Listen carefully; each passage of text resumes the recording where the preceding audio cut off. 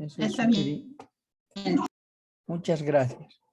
Ahora sí estamos grabando. Bueno, vamos a hacer entonces este recuento histórico de los hechos más importantes y que han llevado a esta revolución, a la revolución del 52. Le vamos a llamar a este tema como la antesala, podríamos llamar así, o directamente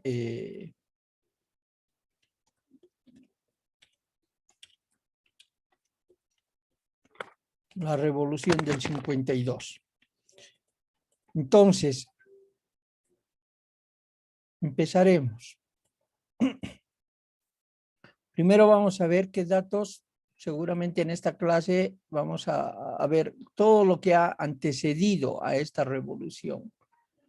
¿Ya? Voy a tratar de hacerlo lo más ordenado posible.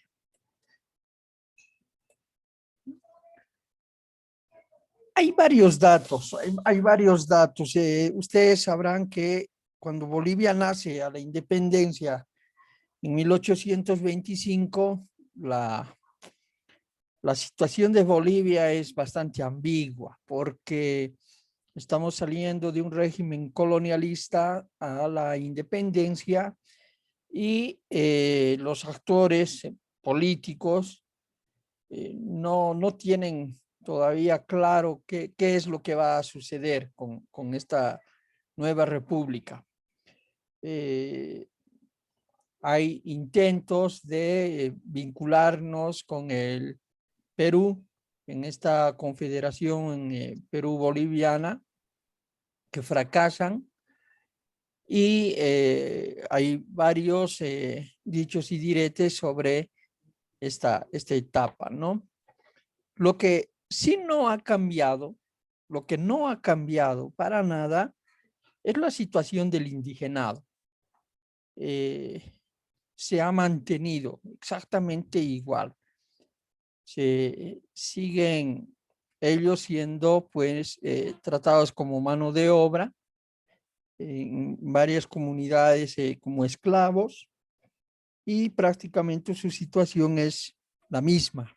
El indigenado está igual. Entonces, ante esto se van a ir dando algunas revueltas, las revueltas que ya las hemos estado viendo, ¿no? Estos levantamientos o sublevaciones indígenas que van a intentar, pues, reivindicar los derechos del indigenado.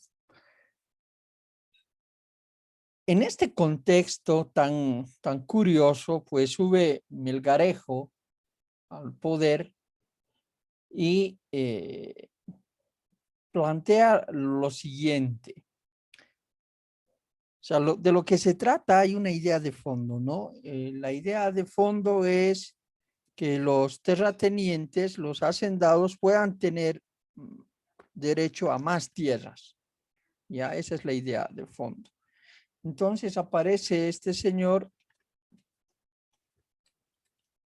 Melgarejo y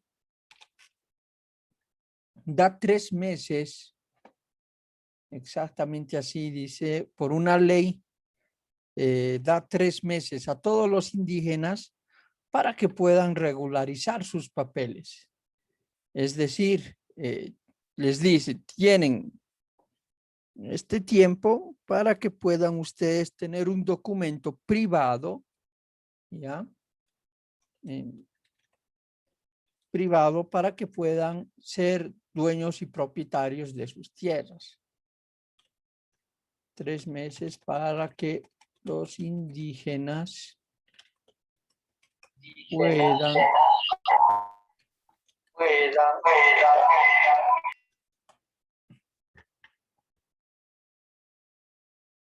puedan regularizar sus papeles, ¿ya? Bueno, esta idea es pues bastante torpe para los indígenas en cuanto a que para el indigenado, entonces aquí vamos a poner como que la respuesta, ¿ya? para los indígenas, eso significaba la supresión del ayllu. Ustedes saben que el concepto del ayllu es un concepto altamente indígena. Ya es indígena. ¿Eso qué significa? Significa que todos los que viven en el ayllu, todos los que viven en el ayllu son indígenas. Veamos un ejemplo. Si, por ejemplo, en una comunidad,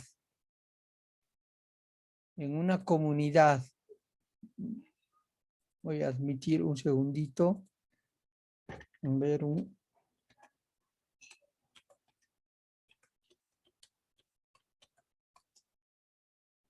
en una comunidad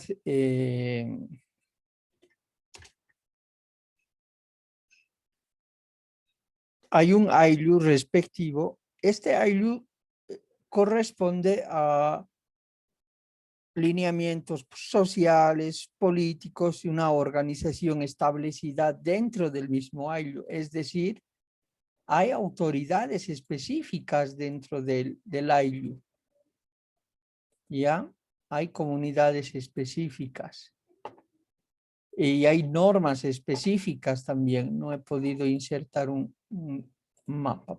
Pongamos lo siguiente. Este es un territorio X cualquiera. Y dentro de este territorio hay un ayllu. ¿Ya? Tenemos el ayllu. Lo pondremos con otro color. El ayllu está aquí. Este es el ayllu. Todos los indígenas que viven en este lugar tienen su propia organización social. Su propia organización social. Pero si se va a fragmentar,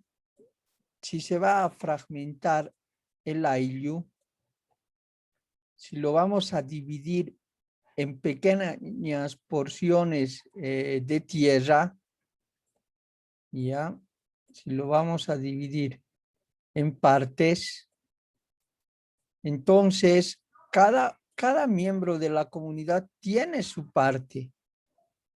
Y por lo tanto, esa parte ya no es de la comunidad, es de el dueño de ese espacio, ¿no?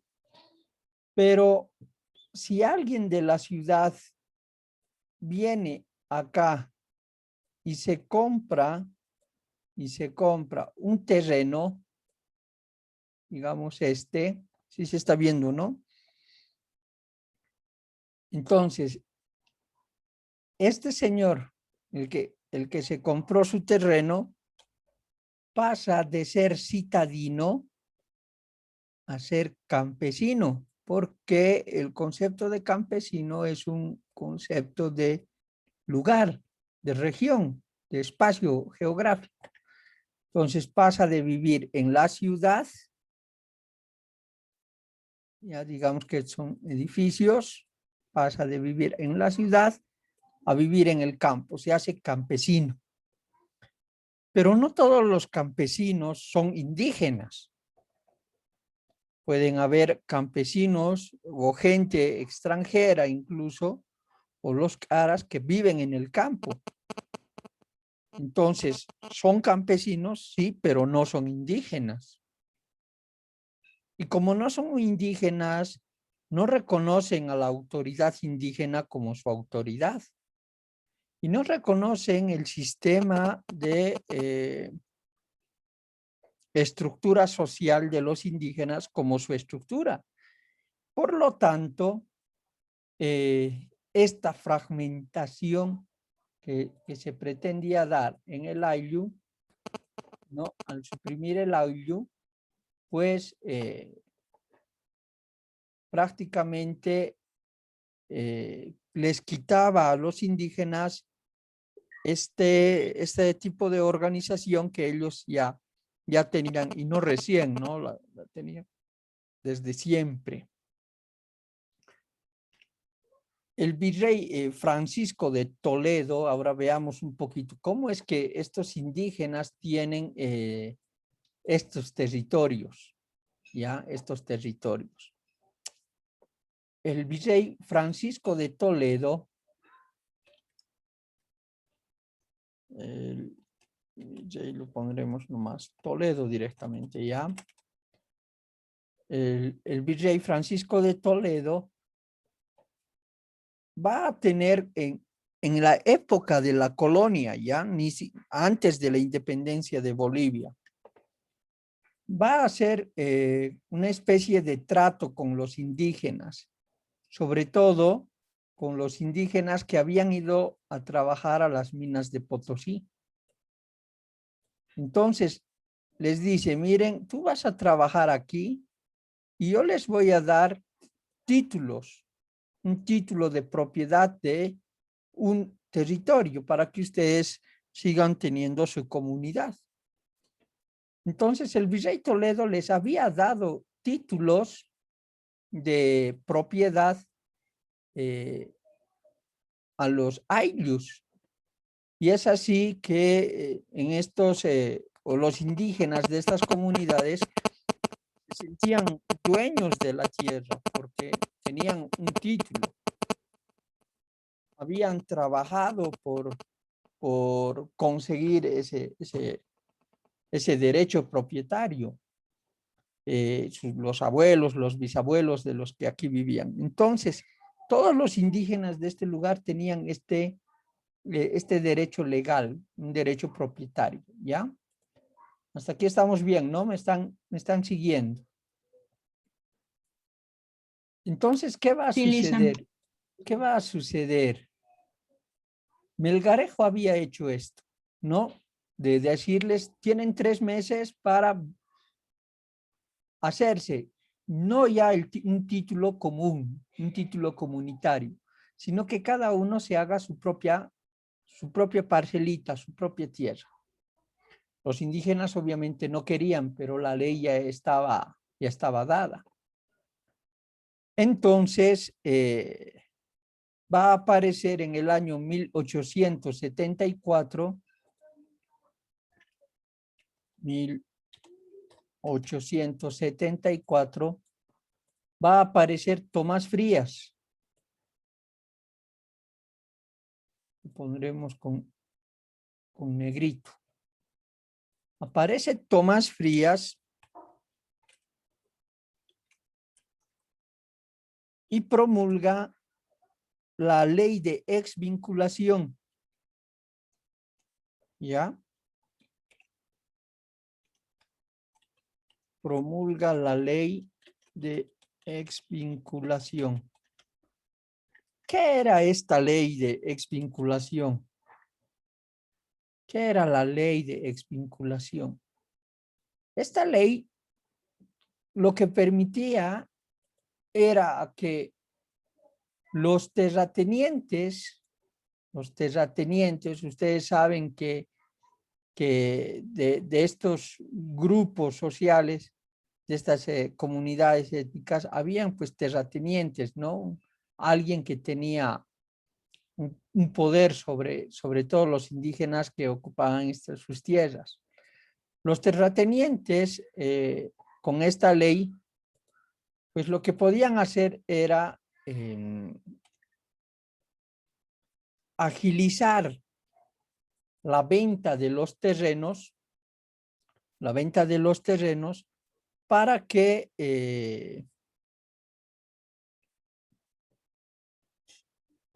para que los indígenas puedan, o bueno, para que en realidad ellos puedan hacerse de las tierras del indigenado. Entonces, esta ley tenía esa intención de que los terratenientes, creándose falsos poderes, ya se crearon un poder notariado, lo pondremos, un poder notariado para que en representación de los indígenas puedan vender sus tierras. Esa era la idea. Poder vender las tierras del indigenado, argumentando que tenían un poder que los mismos indígenas les habían dado para que puedan hacer esto. Obviamente esto va a generar muchas revueltas, muchos problemas dentro del sector del indigenado. Y es justamente ahí donde va a aparecer por el otro lado este señor que ya conocen, Zárate-Vilca. Ya, Zárate-Vilca. Creo que es así nomás.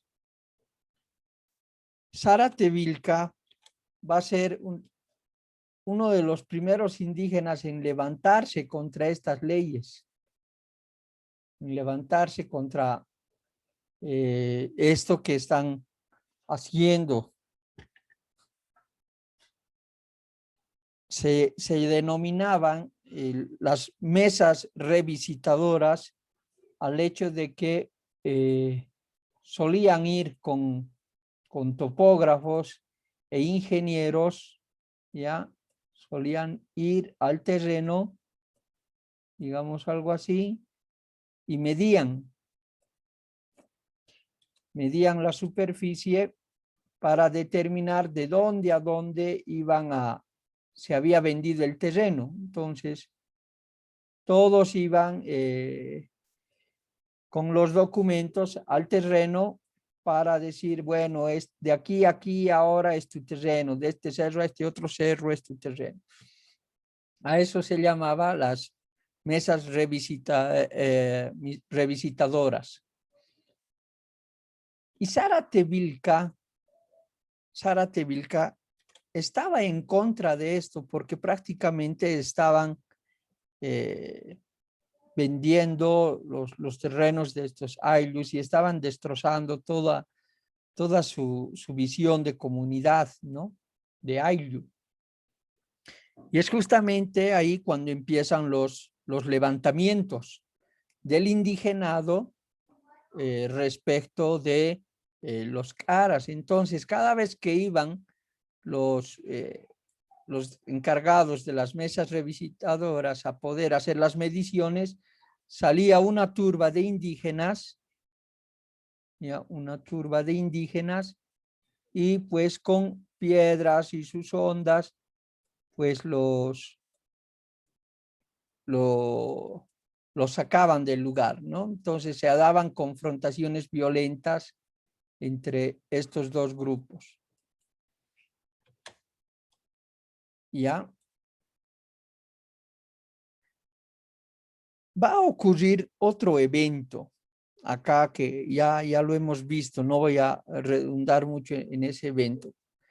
Va a ocurrir otro evento que va a ser la Guerra de los Federados.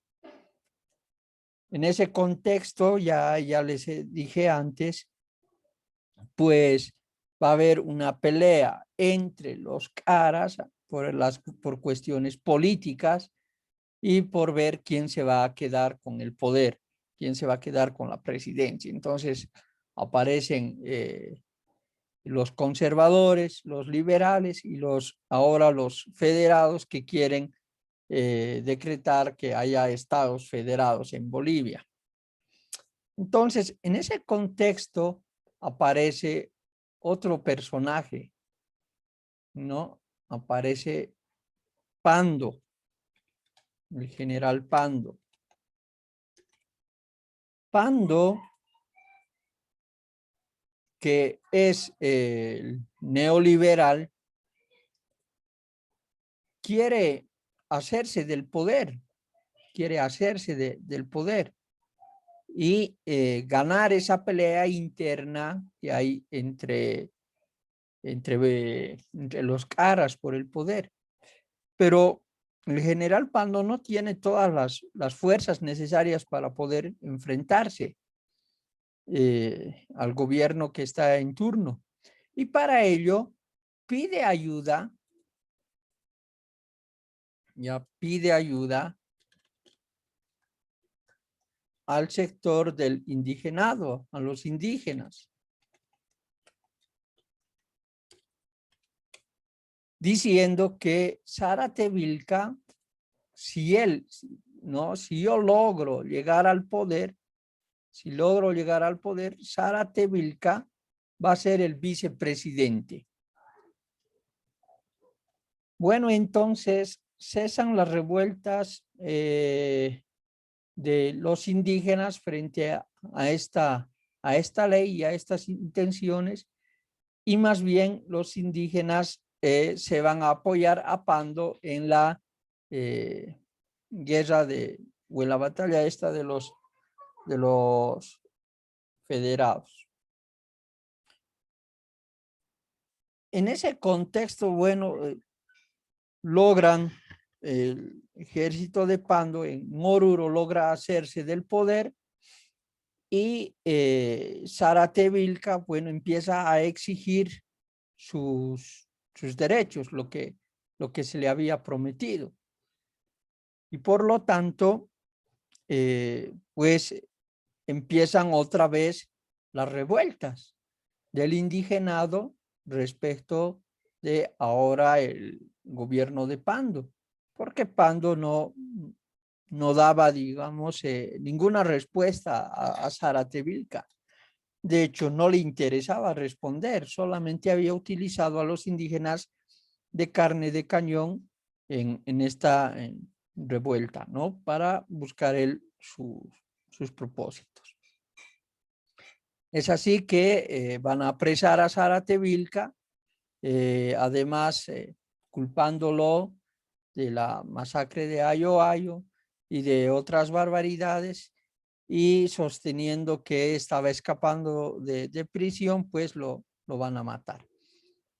Ese es el desenlace de este señor, ¿no? Bien, hasta aquí es lo que hemos estado viendo en cuanto a esta historia de Zaratevilca. Pero, ¿qué sucede con todo esto, estas revueltas y toda esta cuestión que sigue todavía vigente? Lo que va a suceder es que esta ley de la exvinculación, pues sigue vigente. Y como sigue vigente, pues se sigue quitando tierras a los indígenas, y por lo tanto se sigue cometiendo abusos. Ayllus enteros, chicos, ayllus enteros han sido desalojados y en muchos casos pues exterminados bajo esta ley, ¿no? Bajo la ley de exvinculación.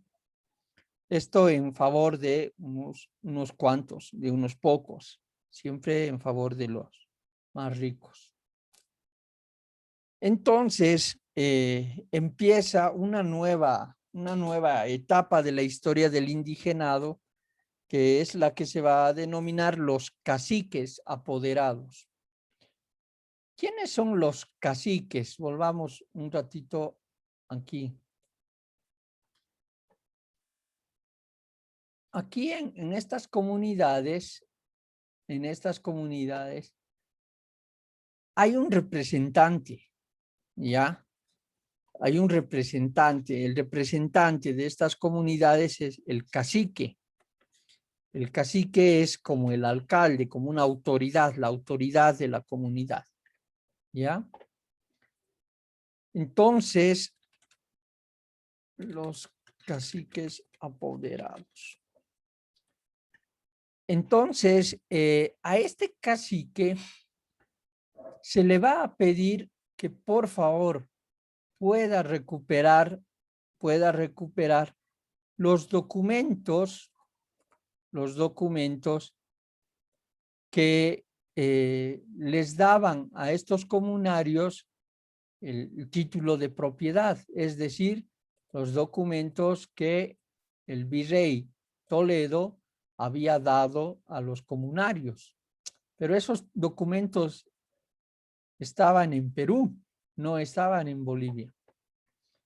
Es así que sobre todo de toda la región del occidente, de La Paz, Oruro, Chuquisaca, Potosí, Cochabamba, van a lograr tener una reunión de todos los caciques. A estos se les van a denominar los caciques generales. Van a estar autoridades originarias como Gilacatas, por ejemplo, Mamagilacatas, Gilancus, Malcus, Mamamalcus, Curacas.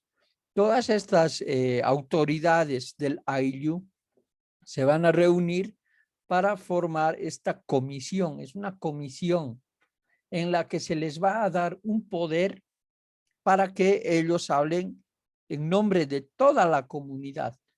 ¿Ya? Un poder para que puedan ellos hablar en nombre de toda la comunidad, no de una parcelita, sino de todos. De esa manera aparecen en el contexto estos famosos caciques apoderados. Entre ellos, entre estos caciques apoderados, el que mayor representatividad va a tener por el trabajo que ha hecho, va a ser el señor, el cacique Santos Marcatula. ¿Ya? Santos Marcatula.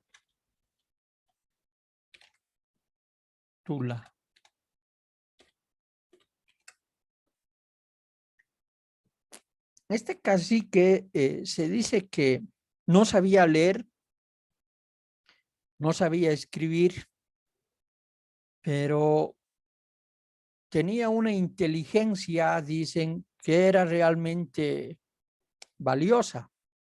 Y ese era justamente el valor más grande que tenía Marcatula, su inteligencia. Y junto con otro cacique, con un, que va a ser el que va a viajar hasta el Perú a reclamar estas actas y va a conseguir hacerse de las actas que tiene, que habían en Perú. Martín Vázquez se va a llamar este otro cacique, que sí sabía leer y sí sabía escribir. Entonces, junto con Martín Vázquez, va a querer recuperar todos los títulos de la comunidad que el virrey Francisco de Toledo había otorgado. En ese sentido, van a empezar junto con Martín Vázquez una tarea bastante complicada, ¿no? La tarea de recuperar todos los documentos del Ayllu. Tengo un poquito más de tiempo. Pero junto con Santos Marca, no va a estar, no está solo, ya en realidad él es el más representativo, pero hay otros que van a luchar junto con él, como Leandro Condori, como Faustino, Rufino, Feliciano, que son caciques de otros ayllus que van a acompañar todo este proceso. Esta lucha es bastante interesante. Esta lucha es bastante interesante porque no es una lucha violenta. No va a ser una lucha subversiva, así de confrontación. Va a ser una lucha en los tribunales, con documentos, con inteligencia. Una lucha con otras características. En 1914,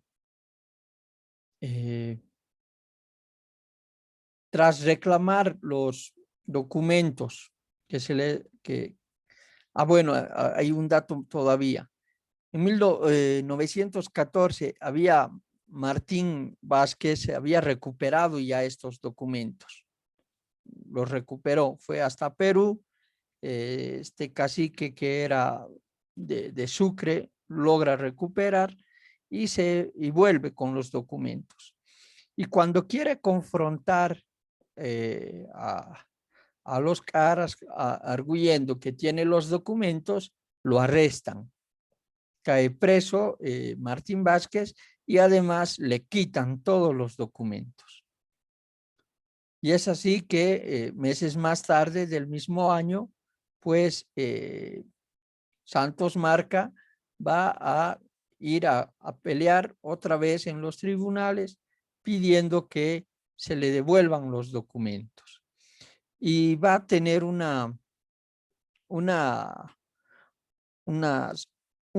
varios años de bastante polémica política y legal, en cuanto a que ya Santos Marca no es solamente el representante de un ayllu, sino lo van a denominar el representante general de todos los ayllus de Bolivia, y en pro de que él pueda recuperar estos bienes.